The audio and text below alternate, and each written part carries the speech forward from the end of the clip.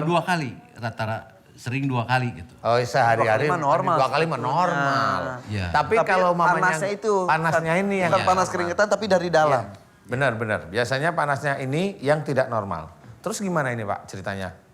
Ya, supaya apa namanya? Lebih dekat lagi, Pak. Supaya tidak terasa panas, itu apa harus mandi?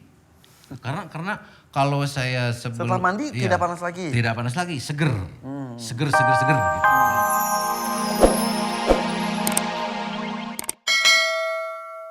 Ada di anak itu dibanyakin keburukannya ada satu anak, kemudian anak yang lain dibanyakin kebaikannya orang tua ada. Jadi anak itu bisa beda-beda dan itu menjadi ujian. Ujian bagaimana? Ujian kalau nanti si anak yang baik ini menjadi baik dan yang buruk ini menjadi buruk, disinilah sebenarnya orang tua itu harus belajar. Jadi cerminan istilahnya. Jadi kenapa orang tua harus belajar? Pada waktu dia sadar anaknya ini satu baik, jangan bangga. Karena kalau kebanggaan dengan anak yang baik ini, umpamanya yang baik ini dia sejak SD bagus nilainya, tanpa belajar pun nilainya bagus, yang belajar sebentar bagus, kemudian dia sampai SD, SMP, SMA, kuliah pun tidak pernah biaya, jadi dibiayai. Kemudian satu, ya begitulah, susah SD, dedel itu apa sih? Agak kurang mamanya kan gitu ya. Kemudian dari SD, SMP, SMA, kuliah pun susah sekali. Sehingga keluar. Kemudian dari perilaku dibedain. Nah, di sini orang tua tidak boleh membedakan. Nah, orang tua kalau sudah anaknya yang satu baik, dia tidak boleh merasa bangga dengan kebaikan, dengan keuntungan dari anaknya, nggak boleh. Karena membanggakan itu akan menjadi riak, bisa menjadi sombong, bahkan bisa menjadi fasik nantinya. Kalau terhadap anaknya yang kurang juga tidak boleh ini mau marahin anaknya, jangan membedain. Kamu nggak kayak kakakmu atau kamu nggak kayak adikmu begini, nggak boleh juga. Karena dibanding-bandingkan nggak boleh. Anak nanti akan jadi marah. Nah, kemarahan anak yang berlebih bisa menjadikan kematian si anak itu sendiri. Oh, bisa. menimbulkan penyakit bisa merenggut nyawa juga. Iya, jadi orang tua itu memang harus belajar bahwa kehidupan di dunia ini memang ujian. Tapi ujian ini harus dihadapi dengan akidah, dengan akidah yang baik dan benar. Kita seorang muslim ada Quran, kita seorang muslim ada hadis yang sahih, ada sunnah Rasul. Ayo kita mencontoh cara-cara Rasul, jangan semaunya kita sendiri. Karena memang hanya satu, di siraman kolbu ini saya mencoba untuk memberikan satu ilmu, yaitu dari akhlak Rasul.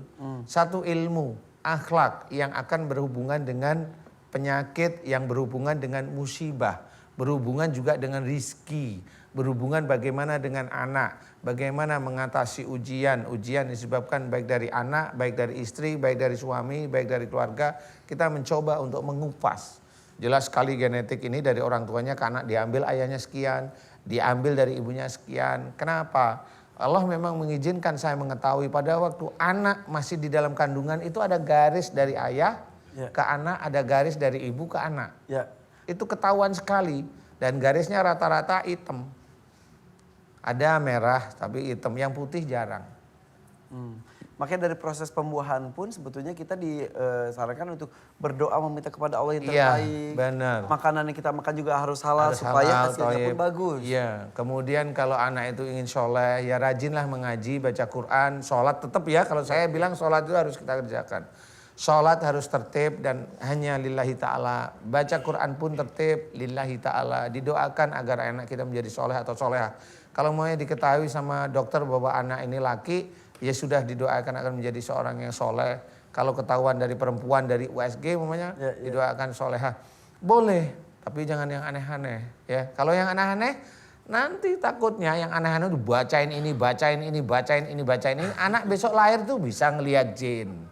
Begitu di Indonesia. Indonesia. Apalagi banyak budaya-budaya yang ada hubungannya dengan pakai kelapa lah, apa segala macam. Budaya boleh tapi jangan sampai mengganggu. Jangan sampai mengganggu akidah. Ya silakan mau kelapa mau dilempar mau taruh di kepala silakan. Ya gimana silakan. Tetapi jangan sampai itu menjadi kalau nggak ada kelapa nggak mau saya. Nah itu kayak akidah. Berarti ibaratnya wajib. Sebenarnya tidak boleh. Kalau seperti budaya itu diyakini seperti akidah, masuklah jin. Jin Jawa nanti ya tek masuk. Iya benar serius. Ritual-ritual itu kalau diyakini mirip seperti akidah, ya nanti akan masuk jin. Insya Allah seperti itu. Berhati-hatilah ya. Berhati-hatilah. Oke, kita menuju ke pertanyaan mau. Coba tunjuk tangan, siapa yang mau bertanya? Kemarin ada yang ngomong katanya jangan ibu-ibu terus, ya udah Bapak maju ke depan Pak. Sini Pak, maju. Jangan ibu-ibu mulu, katanya bapak-bapaknya udah hadir gak boleh nanya. Silakan Bapak. Ya, ucapkan salam dulu Pak. Assalamualaikum warahmatullahi wabarakatuh. Waalaikumsalam warahmatullahi wabarakatuh. Wabarakatuh. Kayaknya kita pernah ketemu ya Pak Haji ya? Pernah ketemu Oh, di alhamdulillah. majelis Bogor ya? Bogor ya. Oh, iya, Majelis Nur Taufik Amaliyah. Dengan Insya saya belum kan? Sekarang Pak. Oh, iya. Bapak siapa namanya Pak? Namanya Ade Abdul Ghafur.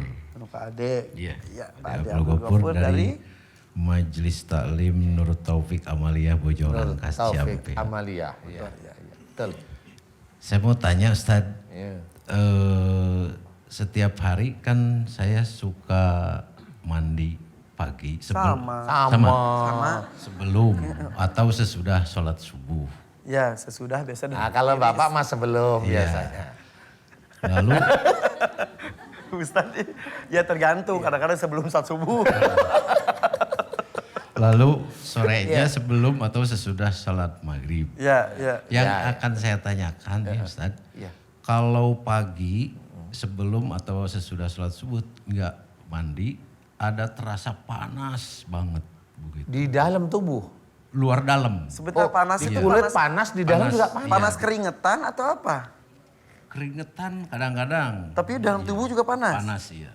Oke. Sehingga suka melahirkan panas dalam gitu. Oh. Sering begitu. Lalu yang saya aneh kalau duduk terasa lantai itu Goyang. bergerak. Selalu, Sering gitu, selalu iya. sering. Sering Padahal nggak itu. gempa. Padahal saya tanya nggak ada lini, apa lini apa Lini, namanya? lini itu gempa. Oh, gempa, iya, iya, iya. Bahasa sudah gempa itu lini ya. Lini itu untuk aliran. Ini dah, ini. Iya. Iya, iya. Jadi itu yang saya tanya, kenapa kalau nggak mandi pagi itu terasanya panas banget gitu. Itu yang saya Jadi Bapak sehari mandi bisa sering sekali. sering. 2 kali rata-rata sering 2 kali gitu. Oh, sehari-hari 2 kali mah normal. 2 kali mah normal. Iya. Tapi kalau mamanya panasnya itu panasnya ini yang bukan nggak panas normal. keringetan tapi dari dalam. Benar-benar. Biasanya panasnya ini yang tidak normal. Terus gimana ini Pak ceritanya? Ya, supaya apa namanya? Lebih dekat lagi Pak.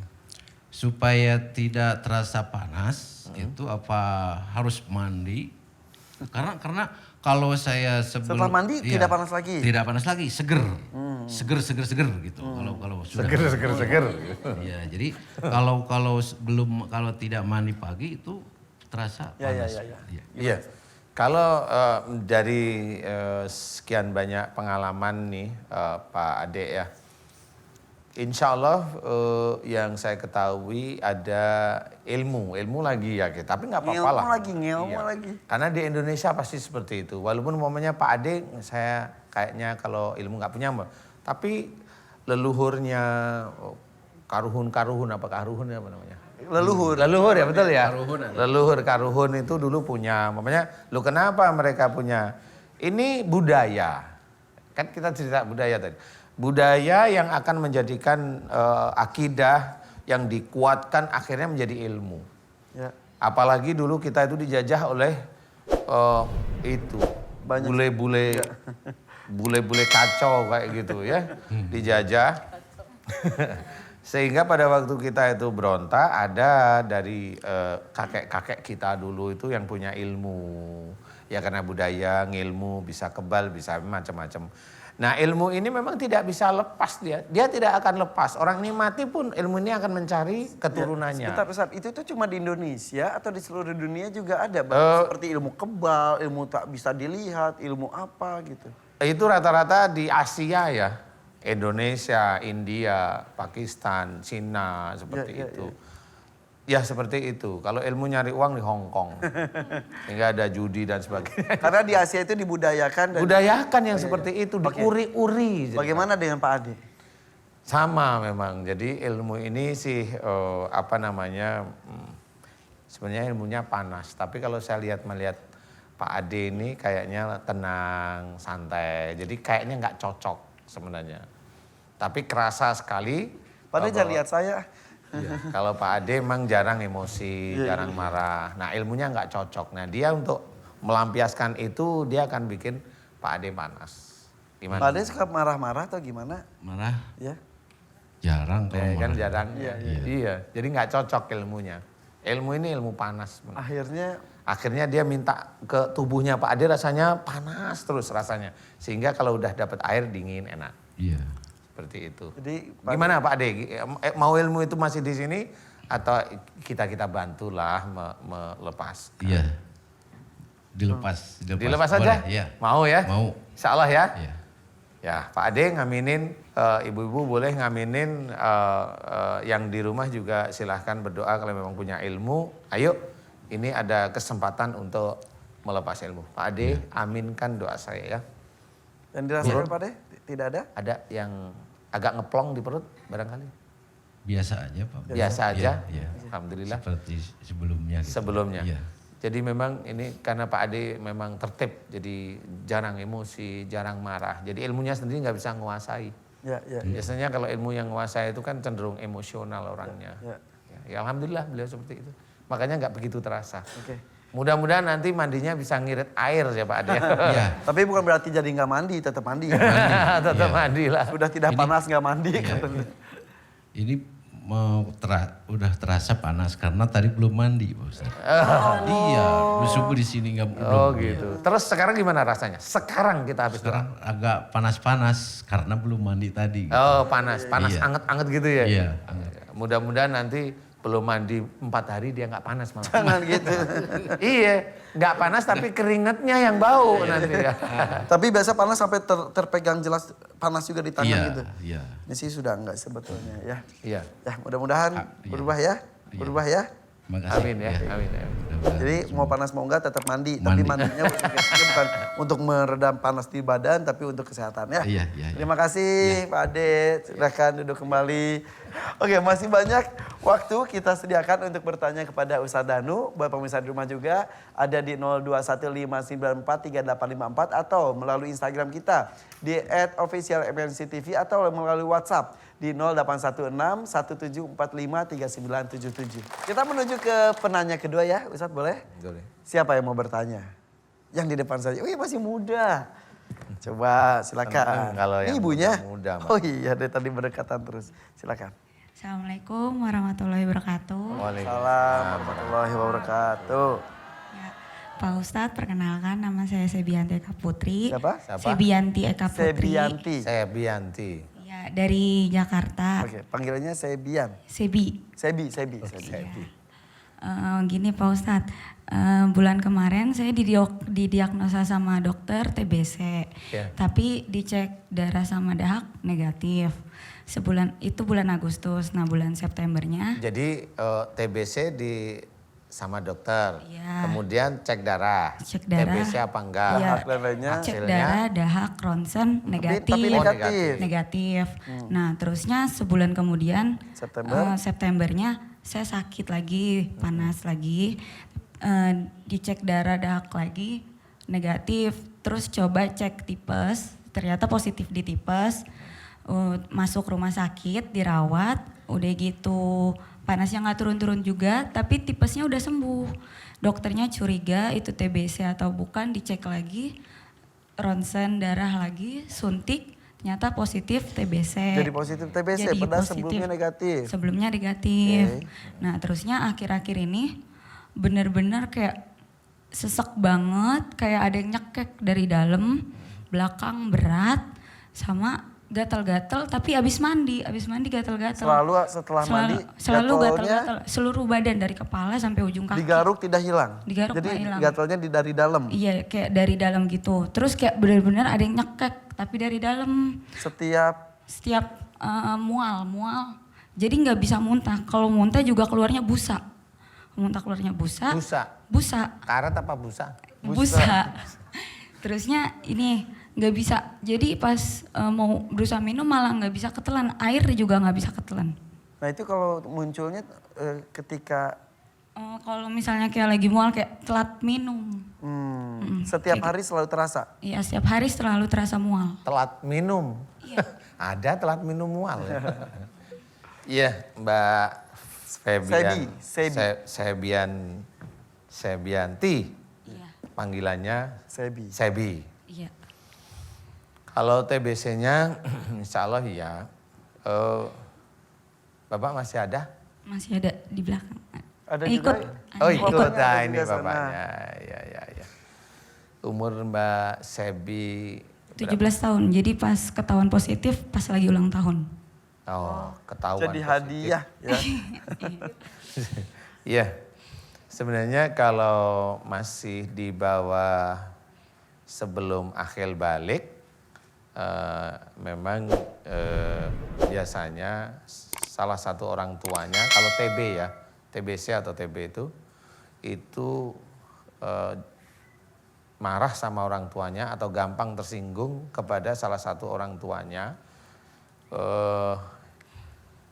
Itu biasanya seperti itu. Kalau anaknya kecil, kami udah gede, biasanya ya yang gede ini ya gampang tersinggungan sebenarnya. Tapi tadi tersenyum ketika disebutkan orang iya. tua.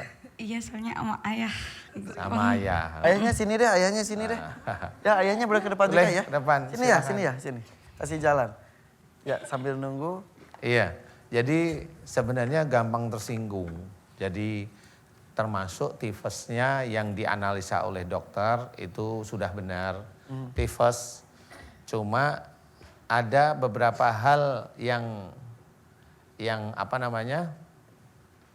Ada beberapa hal yang harus disikapi. Jadi satu penyakit kelihatannya hanya TB, tapi saya diizinkan oleh Allah Ta'ala tahu ini banyak persoalan sebenarnya di Sebi sakitnya. ini. Ya, Pak, ya silakan duduk sini. Bapak. Nah, biar komplit nih Ustadz. Ada Oke. ibu manggilnya. Iya mama. Ayah, mama, Mama sama ayah. ayah. Mama sama ayah ya. Mama sama papa harusnya. Mama sama ayah. Suka lah, Ustaz. Iya, noni sama pribumi nanti lama-lama ya. Jadi intinya TB-nya ini adalah Mbak Sebi. Ini sebenarnya gampang sekali tersinggung sejak sudah mulai tahu baik buruk itu gampang tersinggung sama salah satu orang tuanya. Kalau di sini diakui ya sama ayah. Oke. Sama nggak ayah apa-apa. kenapa Sebi? Ayahnya galak barangkali atau bicaranya gitu. Kenapa? Cukup Lumayan sih. Lu kok lumayan tuh apanya? Gantengnya yang lumayan apa gimana? deket nggak sama ayah gak? Oh galak. Deket tapi galak juga. Oh, galak Disiplin tapi mungkin galak ya. juga. Ya sudah nggak apa-apa. Nanti kalau sudah begini kan mudah-mudahan difahami ya. Sebenarnya begini, jadi kalau sebagai seorang anak itu memang relatif diajarkan oleh Allah Ta'ala patuh kepada orang tua. Walaupun umpamanya orang tuanya galak, ya diterima bahwa memang keadaan orang tua saya seperti itu, didoakan agar menjadi orang tua yang soleh atau soleha. Jadi harusnya seperti itu. Nah, di sini sebenarnya ada gambaran bukan berarti yang jelek mana, yang baik mana, enggak sebenarnya. Inilah keluarga yang harusnya sakinah, saling pengertian. Jadi seorang imam atau seorang orang tua itu memang juga harus dalam mendidik anak juga harus baik di jalan Allah Ta'ala. Tidak anak salah terus langsung dimarah juga tidak boleh. Memang tidak boleh. Apalagi anak wanita. Repotnya kalau anak wanita bukan saya ngajari jelek loh. Nanti kalau lama-lama digalain kabur. Kalau kabur dicaliin. Tapi kalau sudah nggak suka itu memang selalu nggak suka terus. Jadi setan itu ada dalam hati. Makanya di sini saya sangat senang sekali ini bisa berkumpul. Jadi nanti harus saling maaf. Nah, TB-nya ini tersinggungnya dengan ayah sudah betul insya Allah. Saya lihat dari mana ayahnya. Cek itu saya lihat ibunya enggak ini pasti sama ayahnya. Tapi beliau nggak taunya alhamdulillah ngaku. Suka saya seperti Bagus itu. jujur ya. Bagus jujur. Kemudian ada hal yang lucu lagi. Nah, di dalam tubuhnya Mbak Sebi ini ada ilmu dari turunan sebelumnya. Jadi entah dari bapak atau dari ibu itu ada orang tua yang bisa ya. Langsung Siapa? diiyakan sama mamanya. Mama Siapa? mau cerita. Pakai mic siapa? Oh, suaranya lagi nggak ada. Bapak barangkali bisa bicara dari Silakan. siapa turunan sebelum Bapak yang bisa? Kebetulan sih emang ayah saya ya, cuma Ayahnya Bapak sendiri. kakek. tapi kebetulan waktu itu saya kan masih kecil, jadi ilmu itu mungkin belum sempat diturunkan ke keluarga gitu. Jadi Tapi bisa ayahnya Bapak bisa gitu. yang saya dengar seperti itu. Iya, oke. Nah, ini memang benar salah satu ilmu ada di sini. Nah, ini saya cerita nih ada lucu nih. Ilmunya di Mbak Sebi ini ada. Bapak ini ilmunya ada. Nah, ini saya cerita jujur ya. Jadi lucunya kalau Mbak Sebi ini marah, lagi jengkel, nyimpen marah sama bapaknya, ilmunya bapaknya tanpa disengaja itu langsung menyerang Mbak Sebi. Nah inilah yang orang lain atau siapapun nggak akan tahu bahwa ilmu ini bisa saling serang sebenarnya. Nah yang mencekek Mbak Sebi ini ilmu ayahnya. Padahal ayahnya tidak. Enggak punya keinginan lah nyekek, yang namanya Ya. juga ayah. Nah tapi yang namanya ilmu atau jin itu semaunya sendiri ya seperti itu. Jadi bapaknya sih nggak tahu, tapi karena Mbak Sebi itu istilahnya kalau orang-orang bilang auranya lagi marah gitu. Kan ilmunya tahu jin itu. Nah ilmunya bapak nyerang. Membela si empunya istilahnya. Membela bapaknya, membela empunya Ya, ya, betul. ditongkrongin gitu.